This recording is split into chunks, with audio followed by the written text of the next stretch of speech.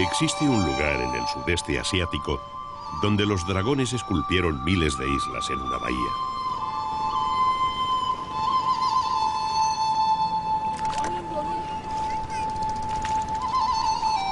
Un lugar en el que la gente se ha acostumbrado a vivir en aldeas que flotan sobre las verdes aguas del mar de China meridional.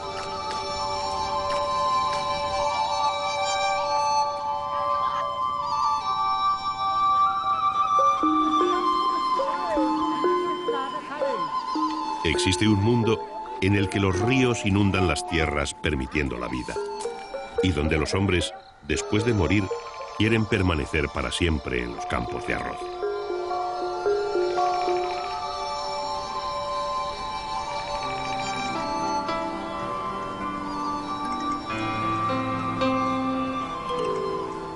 Un mundo en el que los templos son de oro, donde los monjes visten ropas de alegres colores y pronuncian interminables letanías cuyo sonido transporta las plegarias al más allá.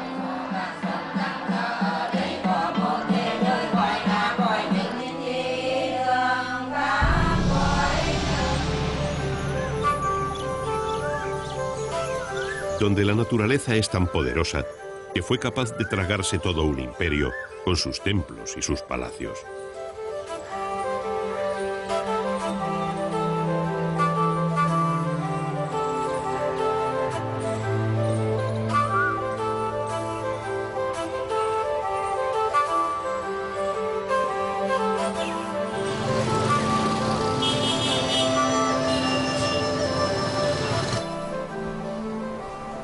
Existe una ciudad en la que el tumulto y las prisas se mezclan con las tradiciones más antiguas, donde los hospitales emplean plantas medicinales y remedios naturales para sanar las enfermedades.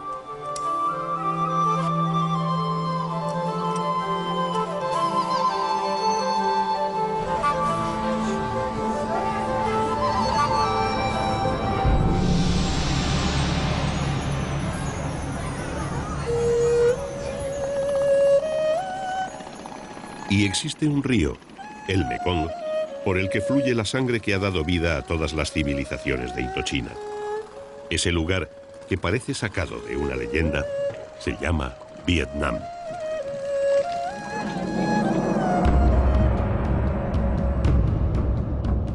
Vietnam ocupa la fachada oriental del sudeste asiático y en su territorio el río Mekong desemboca en el mar de China meridional.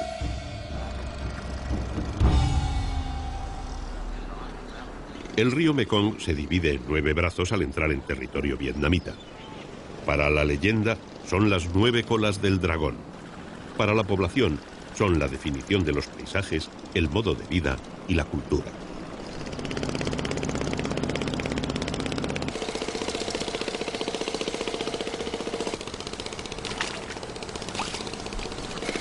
Estos 9 brazos y los miles de pequeños canales en los que se ramifican forman el delta del Mekong, una extensión de 40.000 kilómetros cuadrados que convierte el sur de Vietnam en el país del agua.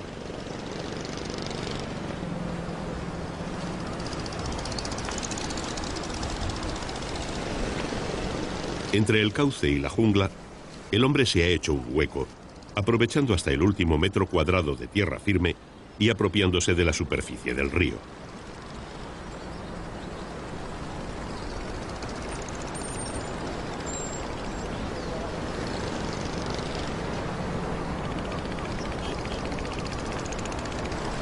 El resultado es una sucesión de ciudades anfibias, de las que el mejor ejemplo es Can Tho y su mercado flotante. Una aglomeración de botes de todos los tamaños que componen una balsa gigante formada por miles de piezas.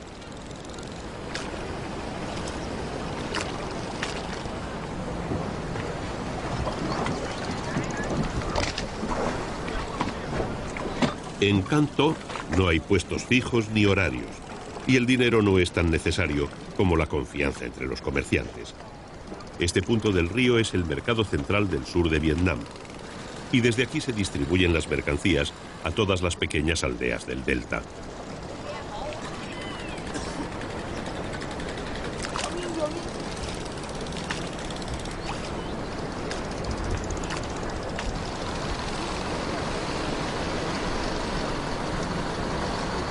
Los astilleros tienen el trabajo garantizado. La única forma de desplazarse por el delta con seguridad durante todo el año es por vía fluvial. Cuando llegan los monzones o el río crece, las carreteras desaparecen.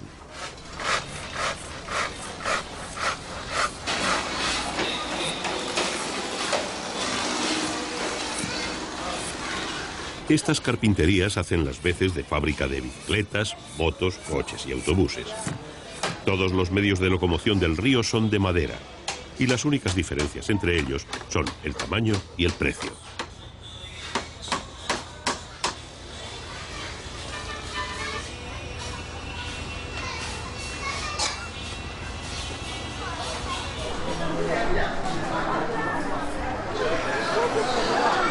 Pero en Canto también hay vida en tierra firme. Su mercado es el punto de contacto entre agua y asfalto, entre los atestados canales y las abigarradas callejuelas de la ciudad.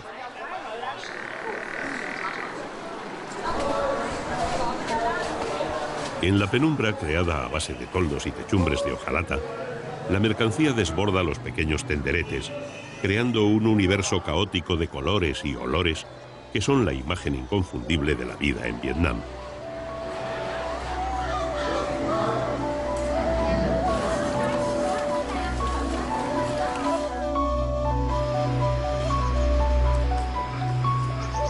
Los 3.200 kilómetros de canales del delta del Mekong son carretera, vivienda, tierra de labranza y banco de pesca.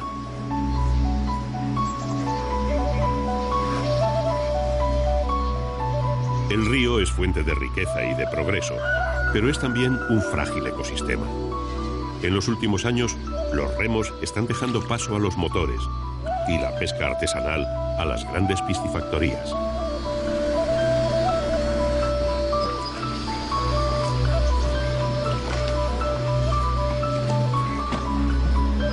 La sobreexplotación de los recursos y la contaminación son los grandes problemas que amenazan este insólito reino de las aguas.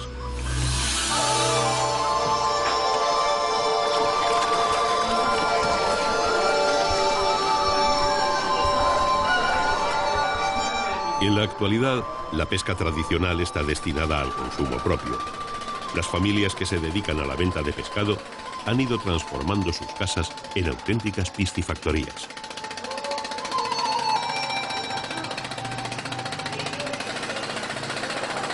El río aporta el agua y la materia prima con la que se elabora el pienso en estas ruidosas máquinas mezcladoras.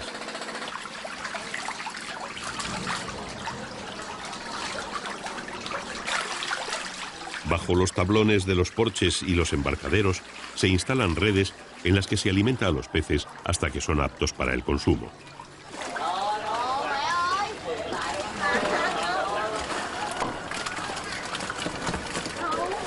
Cada año, el río aporta 1,5 millones de toneladas de pescado de más de 1.200 especies, pero no todas ellas tienen el mismo destino.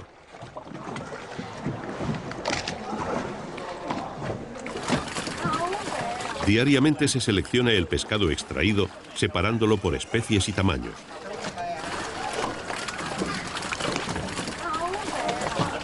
La industria piscícola está sujeta a la ley de la oferta y la demanda, lo que está provocando un peligroso desequilibrio en el ecosistema fluvial. Así, mientras los peces más consumidos se crían por millones, otros, como el siluro o el delfín beluga, están al borde de la extinción.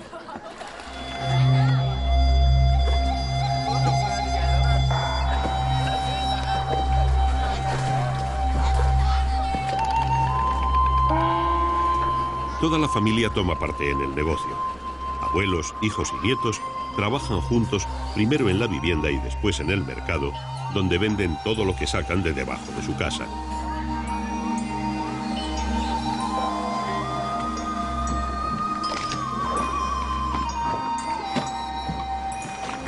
Las mujeres son las encargadas de permanecer en los puestos, mientras los jóvenes van y vienen para reponer la mercancía.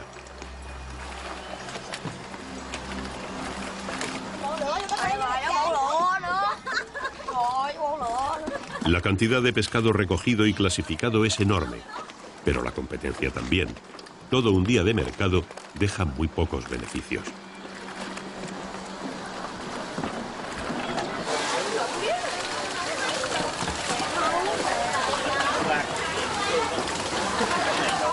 En realidad, toda esta actividad comercial no es más que economía de subsistencia.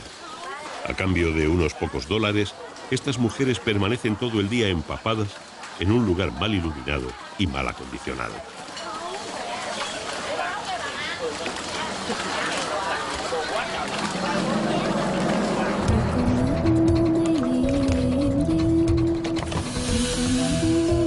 Al final del día, la familia regresa a casa para empezar otra vez.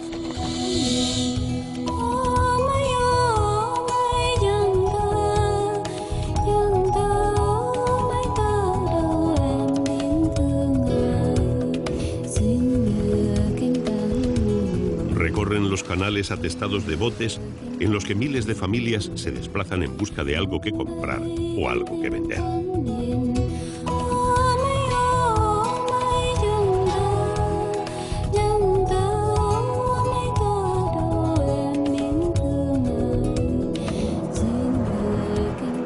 Y una vez en casa, reunidos en torno al televisor y sin perder de vista su principal fuente de ingresos, la noche se cierne sobre el Mekong, aunque la actividad en el río nunca se detiene.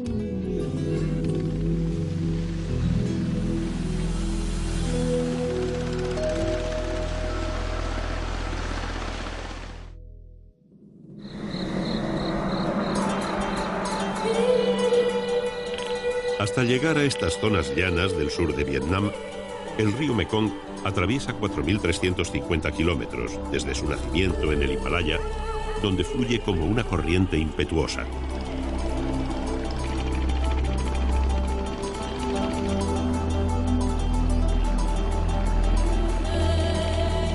A medida que se acerca al mar de China Meridional, el río se va calmando, se adapta al modo de vida de sus habitantes y al ciclo lento y constante de las cosechas de arroz.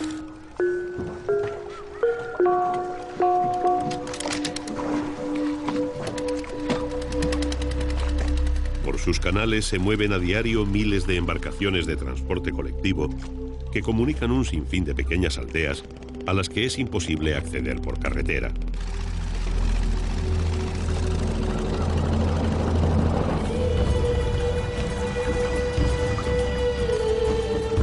Es la principal fuente de riqueza de Indochina. Sus aguas riegan los campos de cultivo de los que se alimentan 90 millones de personas.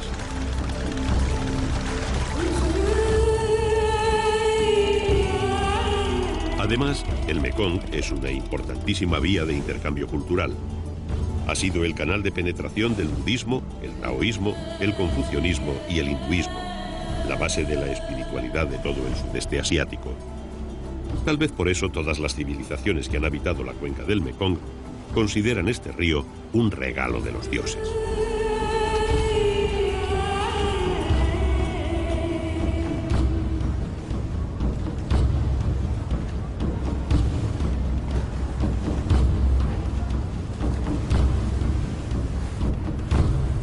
Allá donde no cubren las aguas, crece la selva. Y en los terrenos intermedios, el hombre aprovecha las zonas que cada año inundan los monzones para convertirlas en arrozales.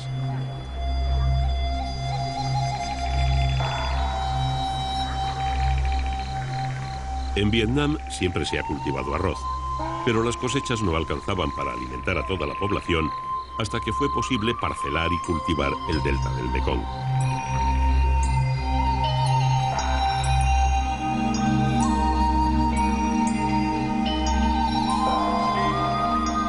En la actualidad es el segundo mayor exportador del mundo gracias al fomento de modernos métodos de cultivo intensivo.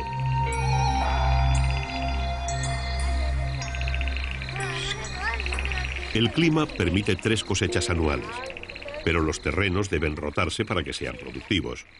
Los pequeños propietarios unen sus tierras y establecen turnos de cultivo, de manera que siempre hay trabajo y siempre hay ingresos.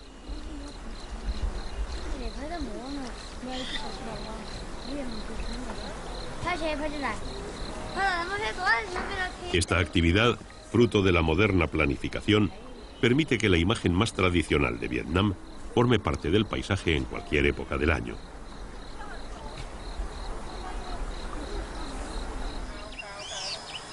El 80% de la población de Vietnam se dedica al arroz. El cultivo, la preparación del grano, el almacenamiento o el transporte son algunas de las actividades relacionadas con los arrozales. A pesar de las mejoras, la situación económica de la población rural sigue siendo muy precaria. Las inundaciones o las epidemias pueden llevarse en pocos días los escasos ahorros conseguidos durante años de duro trabajo.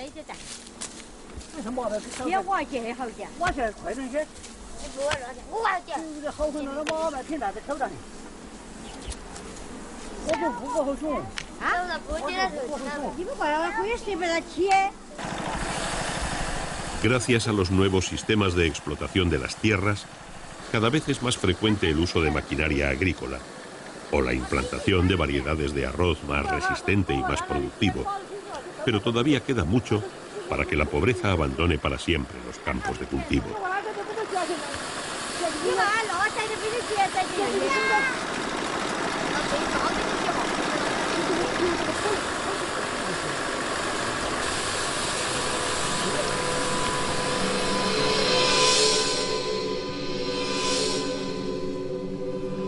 Una herencia del pasado reciente dificulta aún más la vida en los arrozales. Después de décadas de guerra, Vietnam, Laos y sobre todo Camboya quedaron cubiertos de minas.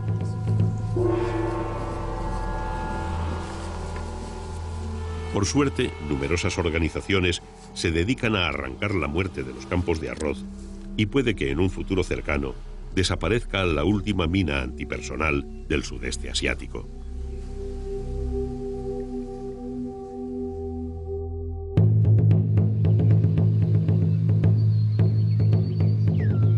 En 1859, el naturalista Henry Mohot caminaba por las selvas de Camboya persiguiendo una mariposa y encontró una de las obras más perfectas jamás construida.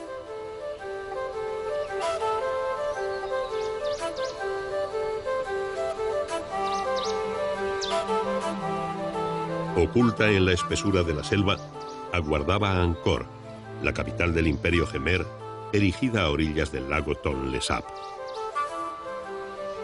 Angkor fue la capital de un gran imperio que dominó todo el sudeste asiático. De su época de máximo esplendor, solo se conserva una descripción en la que se dice que los nobles paseaban en palanquines de oro.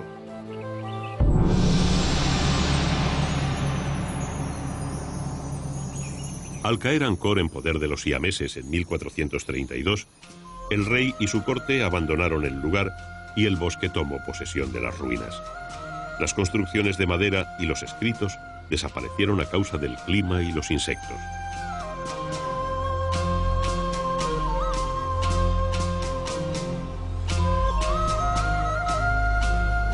En una superficie de más de 600 kilómetros cuadrados, quedaron abandonados más de 100 edificios, entre los que destacan Angkor Wat y Angkor Thom, el palacio y el templo.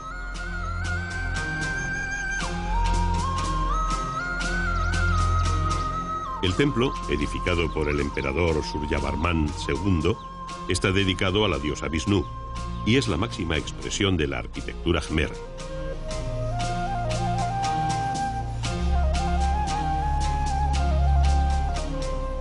Los bajorrelieves de los muros han permitido a los historiadores establecer la cronología del imperio desaparecido, así como estudiar su mitología, su organización social y la vida cotidiana de los habitantes de la ciudad.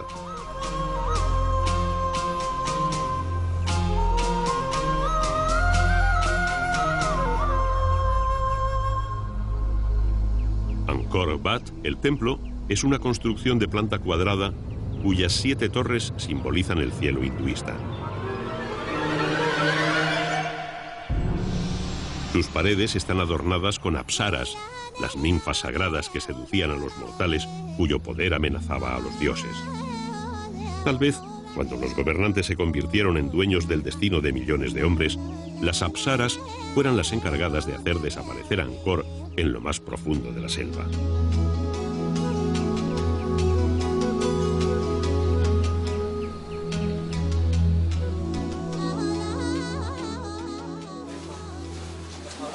La medicina tradicional está muy extendida en Vietnam. Solo en la pequeña ciudad de Dai Thanh hay 6 pequeños hospitales como este, en el que solo se emplean productos naturales.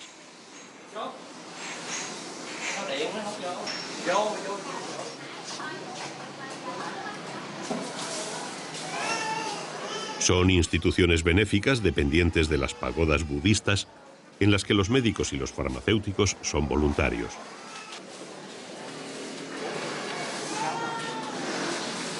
Los ficheros almacenan los conocimientos milenarios de toda una cultura. Cada trastorno está descrito junto a los ingredientes de la receta que lo cura.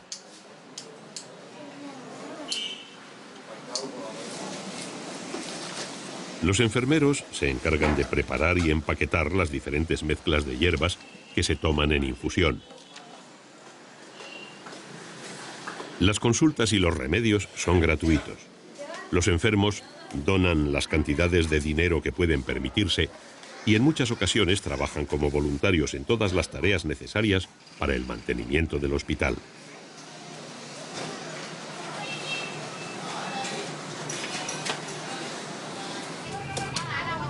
En el patio se acumulan más de 100 tipos diferentes de hierbas.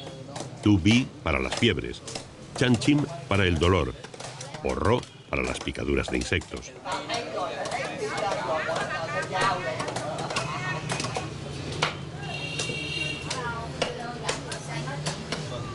Algunas de estas hierbas proceden de China o Camboya, pero los vecinos del hospital, conscientes de su importancia, se encargan de cultivarlas en sus propios jardines.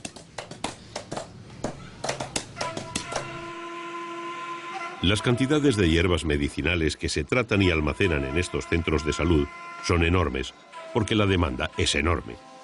Casi toda la población del delta del Mekong acude a este tipo de hospitales.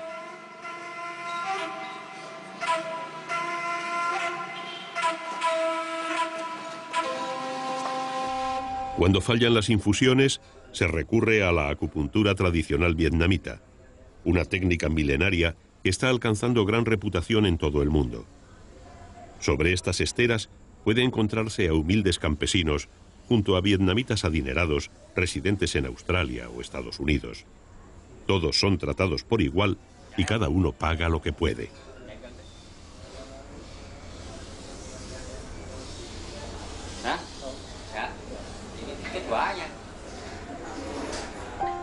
De este modo, las aportaciones económicas de los más afortunados sirven para garantizar el cuidado de los pobres y para el mantenimiento de las pagodas budistas.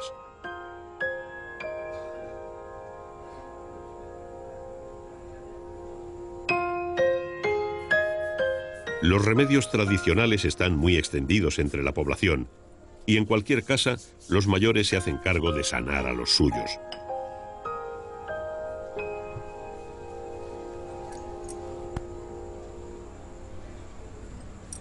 Estas viejas técnicas se emplean desde hace cientos de años para curar todo tipo de enfermedades.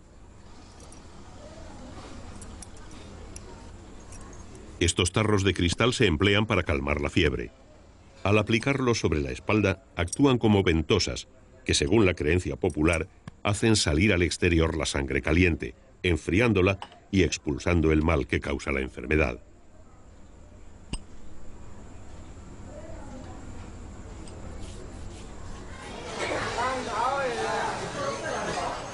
En todos los mercados hay dispensarios de medicina natural. Enormes setas secas, serpientes, caballitos de mar, semillas, raíces, flores. Cada cosa sirve para sanar un mal.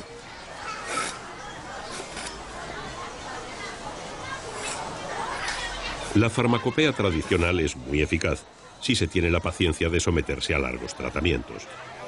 En muchas ocasiones, la creencia en los poderes curativos de estas sustancias sana con la eficacia de los más modernos antibióticos.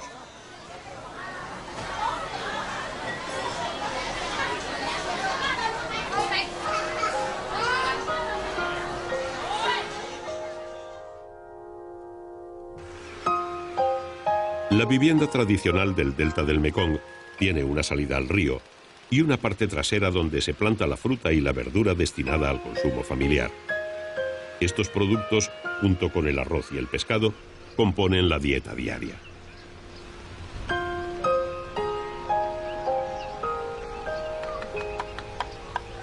La cocina vietnamita no es tan popular como la china o la japonesa, pero empieza a ser reconocida en todo el mundo.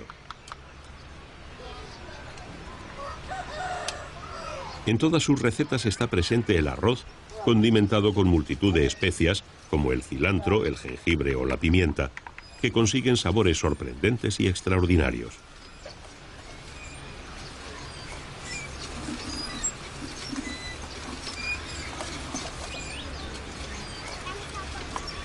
Sus platos más famosos son los rollos imperiales, unos envueltos de papel de arroz que contienen vegetales, carne, pescado o marisco y que fríen en abundante aceite hasta que quedan dorados y crujientes.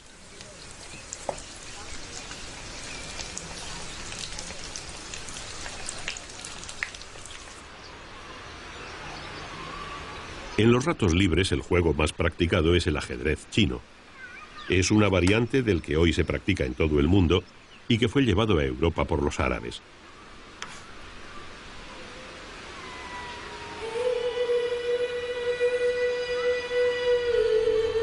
La sociedad vietnamita es profundamente creyente y la espiritualidad impregna todos los actos de la vida cotidiana.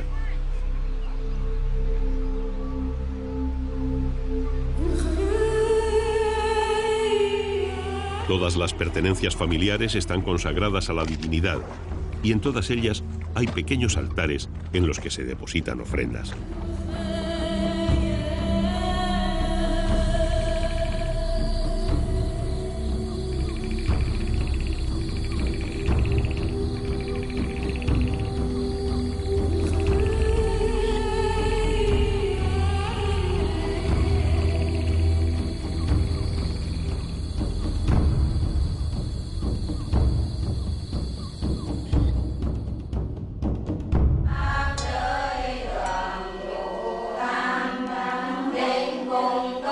Las prácticas religiosas son muy eclécticas.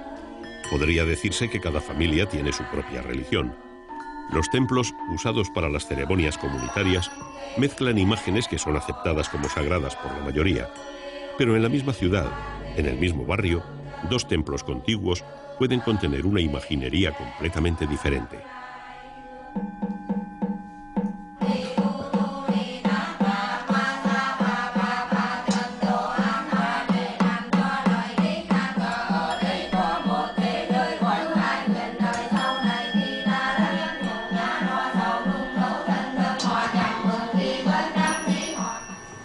Hanoi es una ciudad de otro tiempo que se incorpora al siglo XXI sin abandonar sus tradiciones.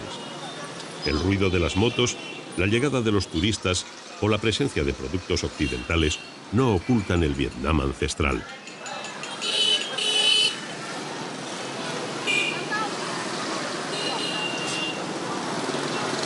En las calles podemos encontrar establecimientos como este, en donde se pone de manifiesto la importancia del culto a los antepasados, a los muertos.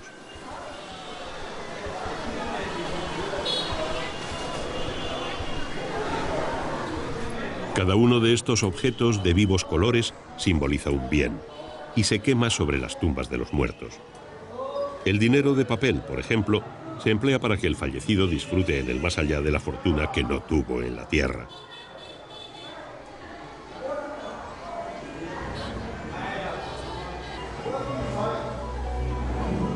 En la vieja sociedad de Hanoi, no rendir culto a los muertos se considera un grave acto de impiedad. La fabricación de lápidas es un negocio muy próspero, porque los familiares de los muertos gastan grandes cantidades de dinero en atender al descanso eterno de los que ya no están.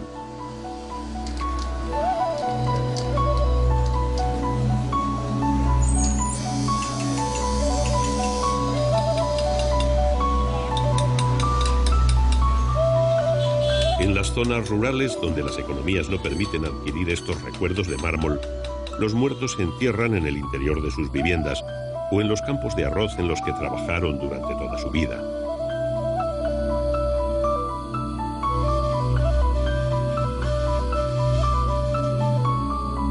De esta forma, a cambio de honrar su memoria, los antepasados cuidan y vigilan a los suyos y les procuran bienestar y felicidad.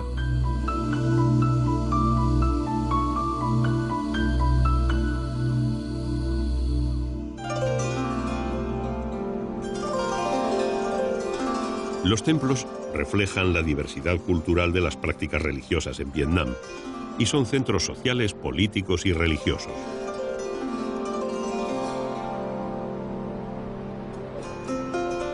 La mayoría de la población es budista, pero también hay taoístas, confucionistas, hinduistas y seguidores de creencias que mezclan elementos de estas cuatro filosofías y del culto tradicional a los antepasados.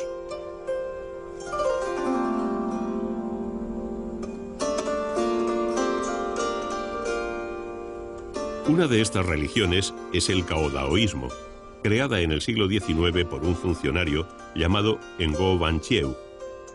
Según su creencia, todas las religiones han de ser respetadas, así que sus altares incorporan elementos de todas las creencias junto a la foto de este atípico funcionario profeta.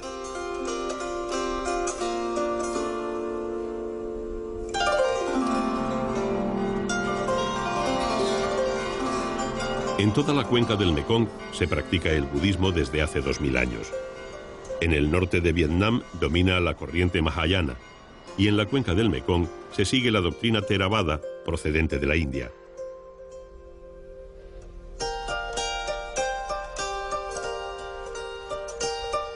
Y si hay un lugar en toda la cuenca del Mekong donde descubrir el budismo, este es la ciudad de Luang Prabang, la antigua capital de Laos, con sus más de 50 templos.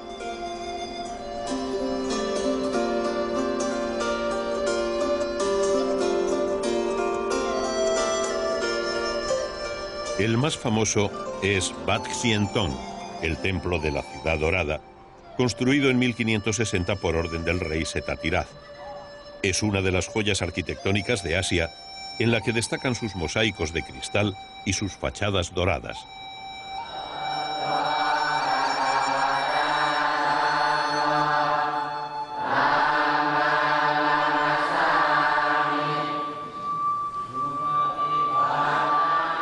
En el interior de los templos, los cánticos de los monjes, el brillo de las esculturas doradas y la tenue luz de las velas crean una atmósfera mágica que se repite cada día desde hace siglos.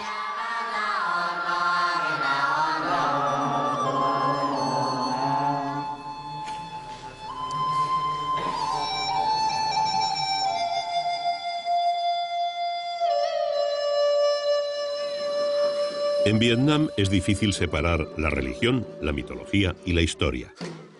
La mayoría de la población ha sido siempre analfabeta y los grandes acontecimientos se han transmitido oralmente de padres a hijos.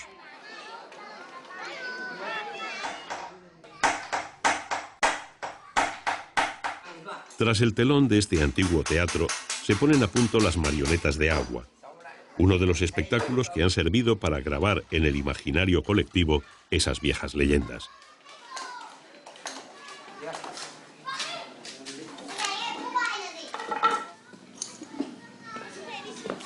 Las marionetas se montan sobre complejos bastidores móviles que se manejan mediante varillas metálicas que permanecerán ocultas en el agua. Todas las piezas son de artesanía. Los muñecos están pintados a mano y vestidos con trajes hechos a medida.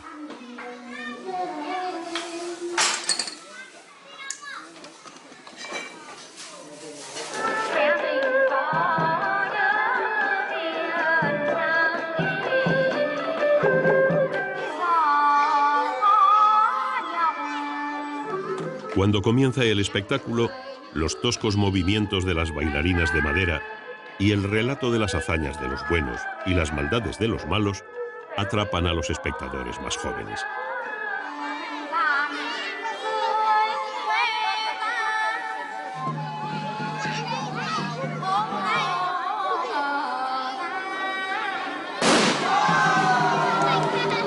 Ahora la televisión ha llegado a todos los hogares y la gente está acostumbrada a artefactos que se mueven solos.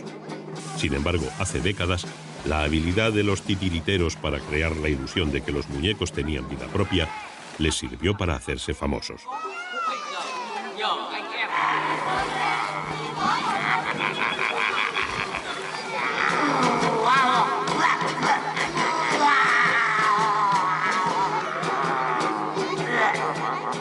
Aún así, cuando el héroe legendario vence al tigre y consigue la libertad de su pueblo, jóvenes y mayores disfrutan una vez más de una historia tan vieja como Vietnam.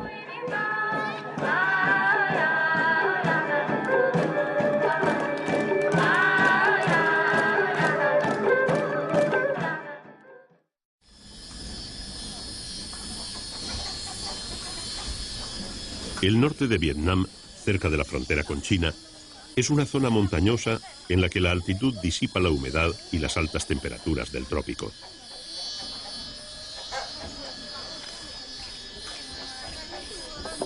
Sus habitantes pertenecen a 60 grupos étnicos diferentes, pero reciben el nombre común de montañeros o tribus de las colinas.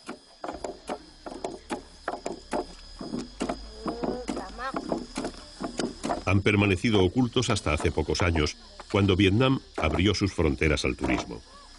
Desde entonces, los habitantes de estas aldeas han empezado a recibir dólares por hacer exactamente lo mismo que han hecho siempre: vivir tranquilamente en las montañas.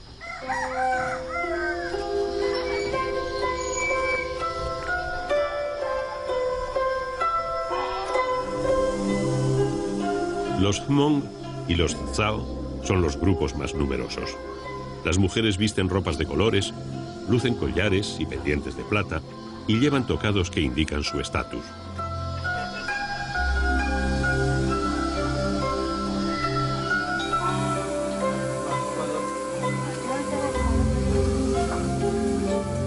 Su precaria economía se basa en el cultivo del arroz y más recientemente en la venta de todos sus objetos cotidianos a los turistas que se acercan a la zona en busca de los primitivos hombres de las montañas, que hace tiempo que se han adaptado a una forma de vida menos primitiva.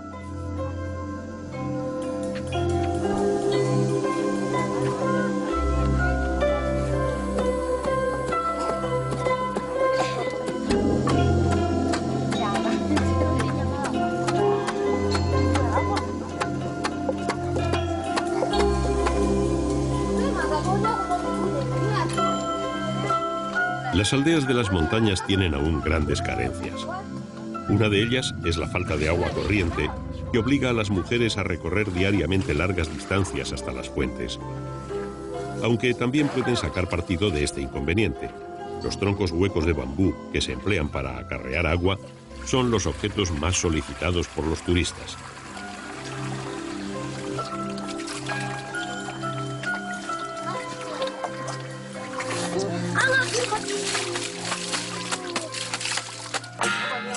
Por la noche, las mujeres, ataviadas a la antigua usanza, bailan y cantan antiguas canciones que hablan de otros tiempos, cuando verdaderamente eran montañeros que habitaban en el fondo de valles inaccesibles, plantando arroz, mientras el resto del mundo ignoraba su existencia.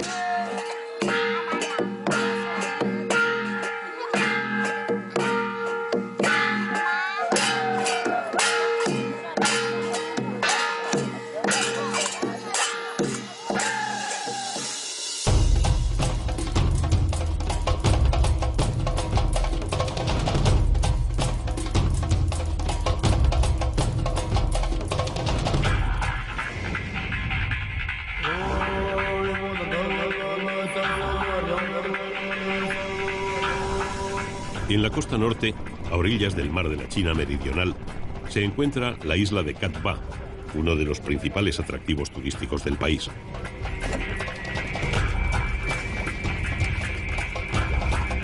En el puerto, junto a los barcos, hay una ciudad flotante. Las dificultades económicas están empujando a los pescadores y los comerciantes a vivir en pequeñas casas de madera construidas sobre plataformas que flotan sobre bidones de plástico.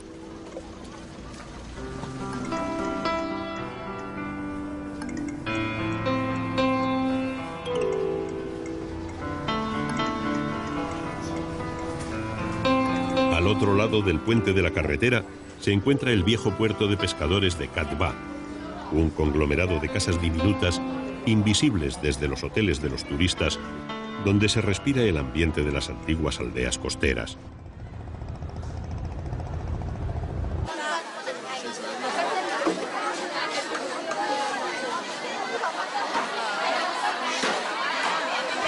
Todas sus callejuelas forman un mercado en el que todo el mundo vende todo lo que tiene.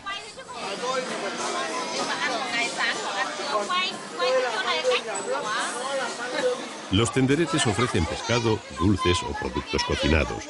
Y las casas son peluquerías, carpinterías o talleres en donde se fabrican y reparan redes.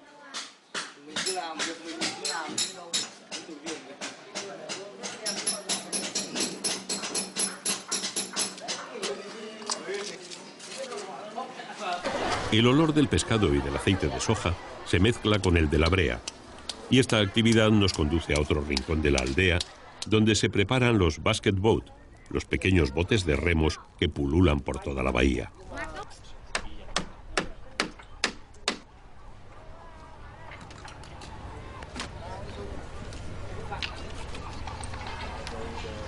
Los cascos, de una sola pieza, se fabrican en China, y aquí se impermeabilizan con brea y se le colocan los asientos, las fijaciones para las capotas y los enganches para los remos.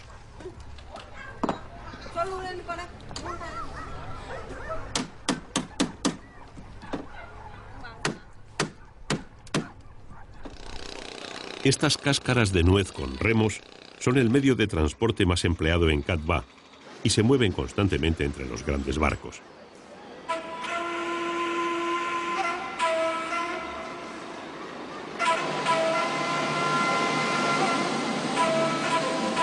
La siguiente parada para todos los viajeros es uno de los parajes más bellos y sorprendentes de Asia.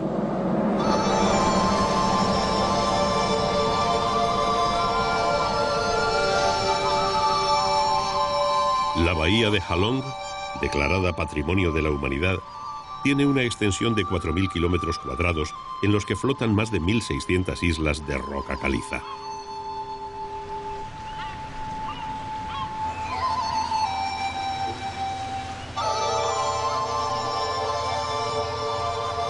Escondidas entre los islotes hay varias aldeas flotantes. Desde hace más de 40 años, los problemas de superpoblación y precariedad económica empujaron a muchos pescadores a abandonar la tierra firme, convirtiéndolos en colonos que, a falta de suelo, han conquistado las aguas.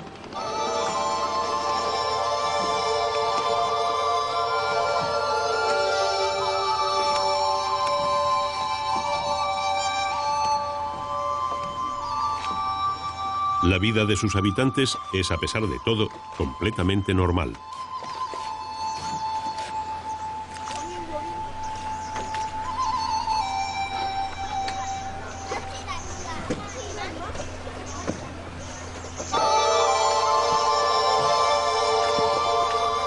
Los más de 100 niños de esta aldea acuden cada día al colegio para estudiar la geografía y la historia de un país que para ellos es inaccesible.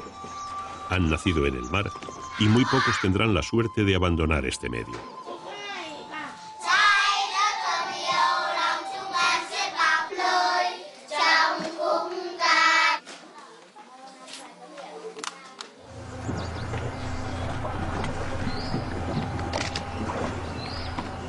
Toda la población se dedica a la pesca.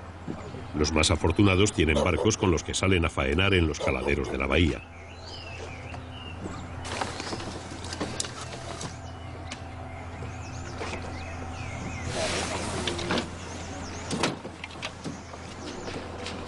Los demás se dedican a criar peces bajo los entramados de madera y botes de plástico sobre los que viven. Cada familia construye diferentes corrales de redes en los que introduce alevines de distintas especies.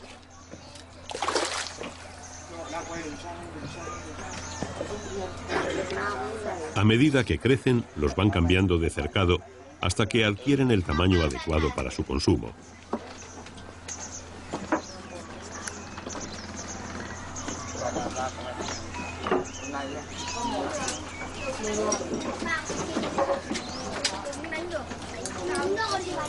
En esta aldea flotante también hay establecimientos de ocio.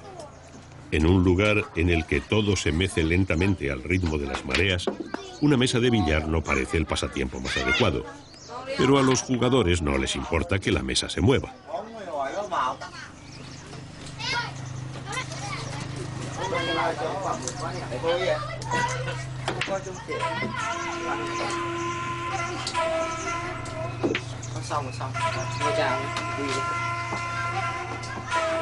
Las casas no son muy diferentes a las de cualquier aldea normal. En el interior solo hace falta levantar una tabla del piso para tener un fregadero o un aseo.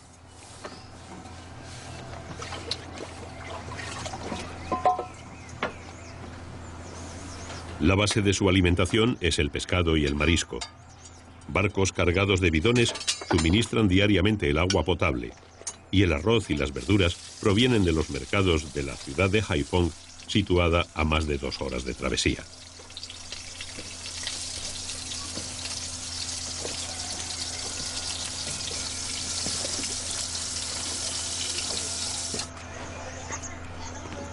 Cada casa tiene su altar, con los más extraños objetos de culto. La mayoría son budistas, pero aquí se nota con mayor intensidad la tradición del culto a los antepasados.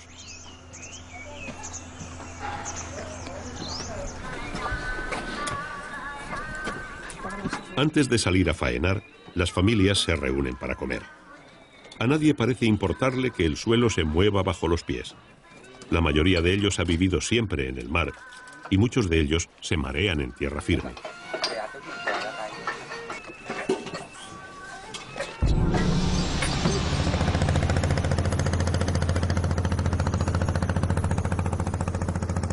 Al atardecer, los barcos salen a faenar. Entre los islotes se forman corrientes que arrastran grandes bancos de peces. Los pilotos conocen bien la bahía y dirigen las embarcaciones hacia los mejores caladeros.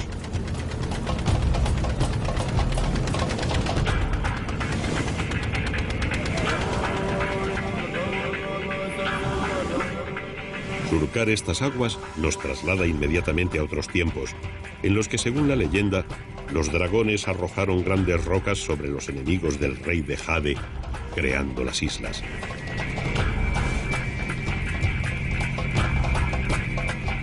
Allá donde el hombre puede poner el pie, existe un pequeño santuario erigido por grupos de pescadores que se libraron de una tormenta o despistaron a los piratas en el laberinto de islas.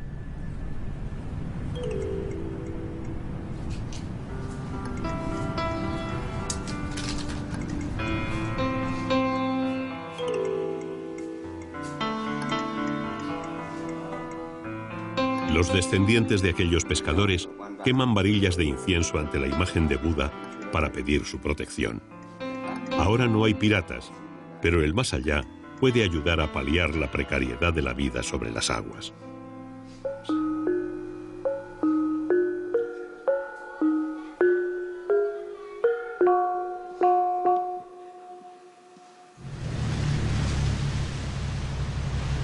Una vez en el caladero, comienzan los preparativos para una larga noche de trabajo.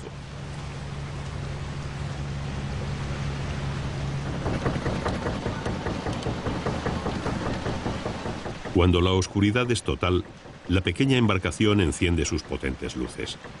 La primera fase consiste en lanzar diferentes sedales con pequeñas piezas que sirven de cebo.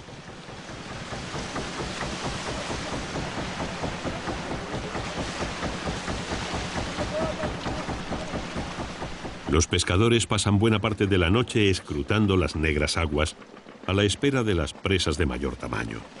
Y cuando advierten su llegada, lanzan las redes sabiendo que Buda les concederá la suerte que necesitan.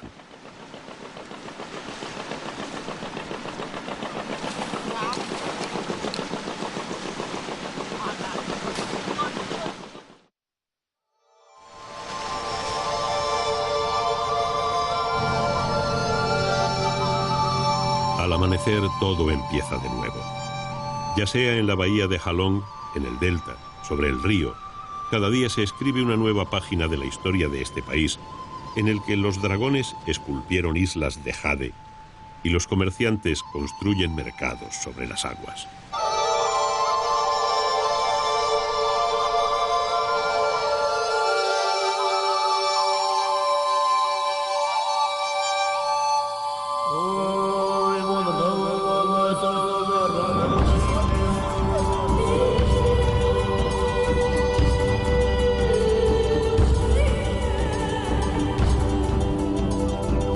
A todas las civilizaciones de Indochina. Ese lugar, que parece sacado de una leyenda, se llama Vietnam.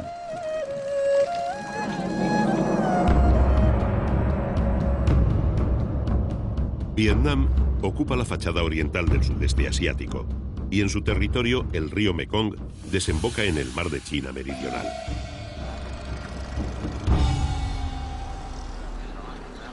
El río Mekong se divide en 9 brazos al entrar en territorio vietnamita. Para la leyenda son las 9 colas del dragón. Para la población son la definición de los paisajes, el modo de vida y la cultura.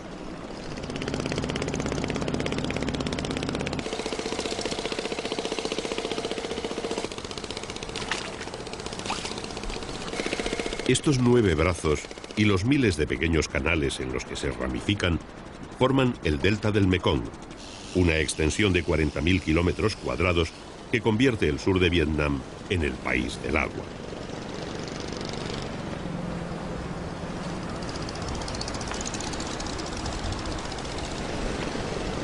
Entre el cauce y la jungla, el hombre se ha hecho un hueco, aprovechando hasta el último metro cuadrado de tierra firme y apropiándose de la superficie del río.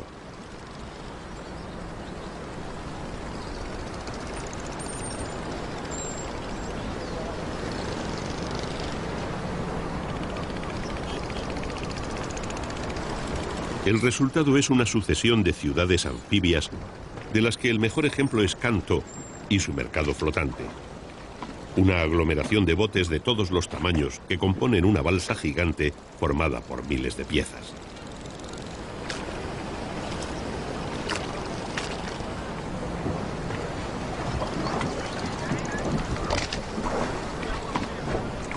En Can Tho no hay puestos fijos ni horarios, y el dinero no es tan necesario como la confianza entre los comerciantes.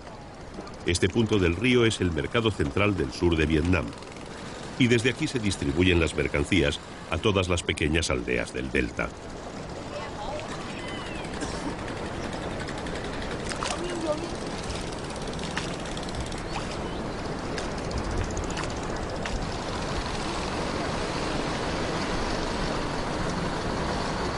Los astilleros tienen el trabajo.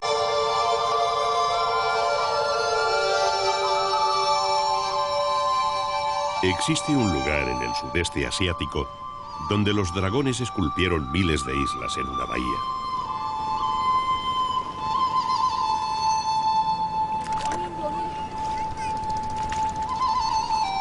Un lugar en el que la gente se ha acostumbrado a vivir en aldeas que flotan sobre las verdes aguas del mar de China Meridional.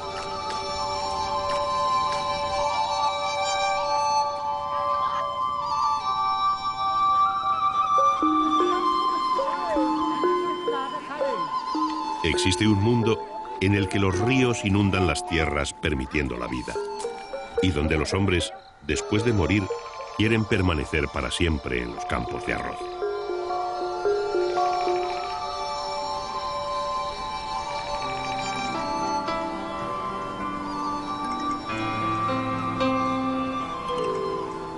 Un mundo en el que los templos son de oro, donde los monjes visten ropas de alegres colores y pronuncian interminables letanías cuyo sonido transporta las plegarias al más allá.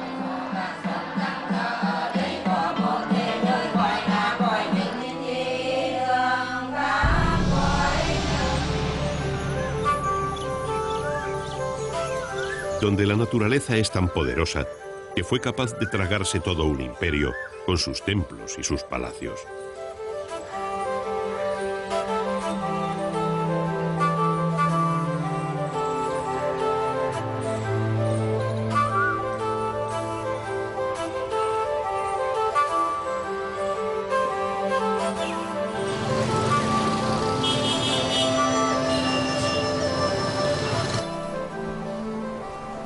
Existe una ciudad en la que el tumulto y las prisas se mezclan con las tradiciones más antiguas, donde los hospitales emplean plantas medicinales y remedios naturales para sanar las enfermedades.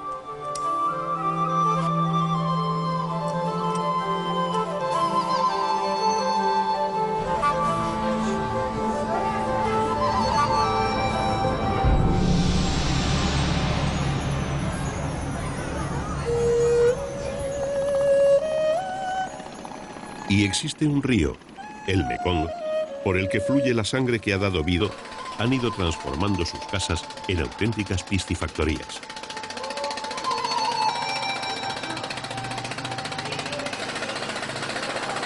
El río aporta el agua y la materia prima con la que se elabora el pienso en estas ruidosas máquinas mezcladoras.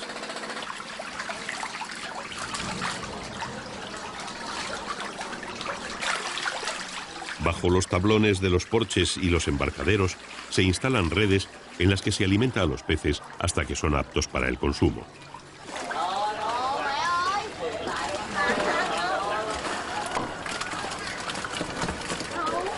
Cada año, el río aporta 1,5 millones de toneladas de pescado de más de 1.200 especies, pero no todas ellas tienen el mismo destino.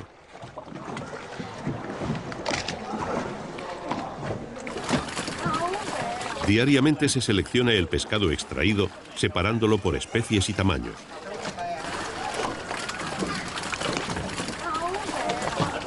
La industria piscícola está sujeta a la ley de la oferta y la demanda, lo que está provocando un peligroso desequilibrio en el ecosistema fluvial. Así, mientras los peces más consumidos se crían por millones, otros, como el siluro o el delfín beluga, están al borde de la extinción.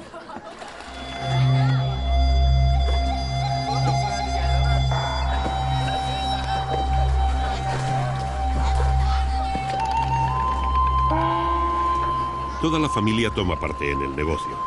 Abuelos, hijos y nietos trabajan juntos, primero en la vivienda y después en el mercado, donde venden todo lo que sacan de debajo de su casa.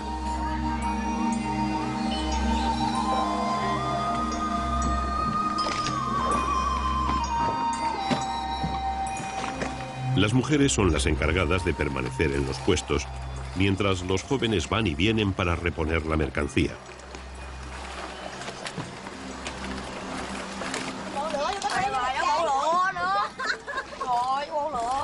La cantidad de pescado recogido y clasificado es enorme, pero la competencia también. Todo un día de mercado deja muy pocos beneficios.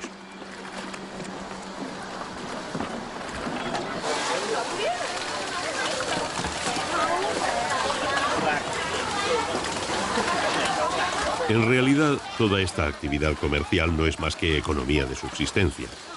A cambio de unos pocos dólares, estas mujeres permanecen todo el día empapadas en un lugar mal iluminado y mal acondicionado.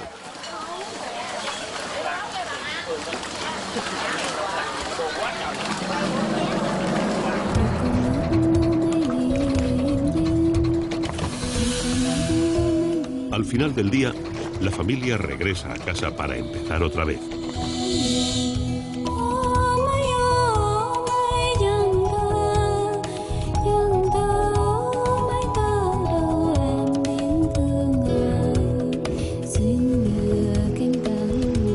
Recorren los canales atestados de botes en los que miles de familias se desplazan en busca de algo que comprar o algo que vender.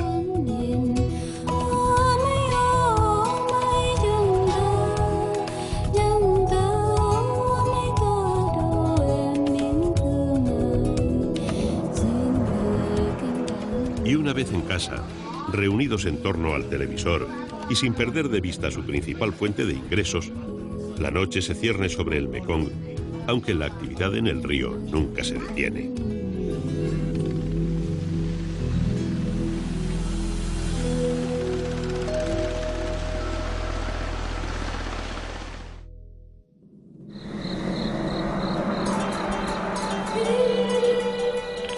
Hasta llegar a estas zonas llanas del sur de Vietnam, el río Mekong atraviesa 4.350 kilómetros desde su nacimiento en el Himalaya, donde fluye como una corriente impetuosa.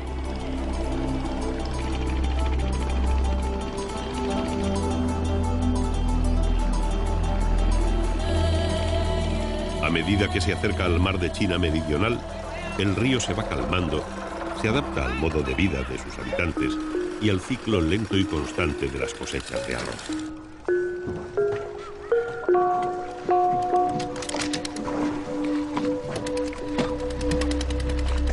Por sus canales se mueven a diario miles de embarcaciones de transporte colectivo que comunican un sinfín de pequeñas aldeas a las que es imposible acceder por carretera.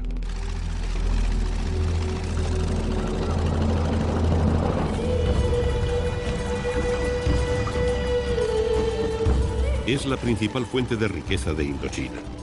Sus aguas riegan los campos de cultivo de los que se alimenta bajo garantizado. La única forma de desplazarse por el delta con seguridad durante todo el año es por vía fluvial. Cuando llegan los monzones o el río crece, las carreteras desaparecen.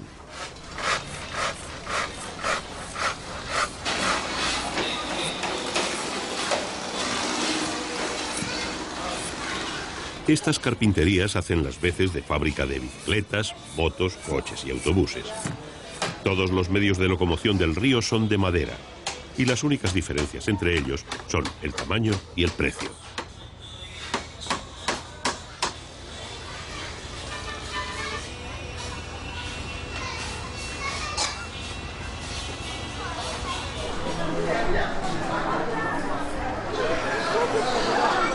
Pero en Kanto también hay vida en tierra firme.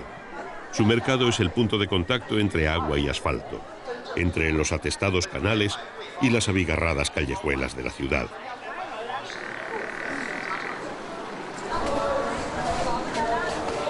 En la penumbra creada a base de toldos y techumbres de hojalata, la mercancía desborda los pequeños tenderetes, creando un universo caótico de colores y olores que son la imagen inconfundible de la vida en Vietnam.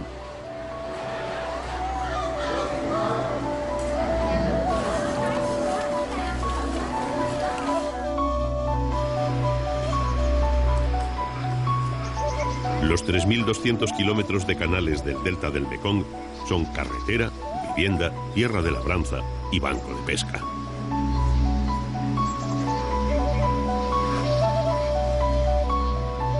El río es fuente de riqueza y de progreso, pero es también un frágil ecosistema.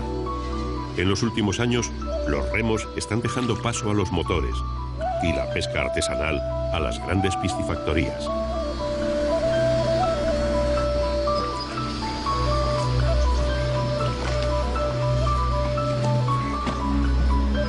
La sobreexplotación de los recursos y la contaminación son los grandes problemas que amenazan este insólito reino de las aguas.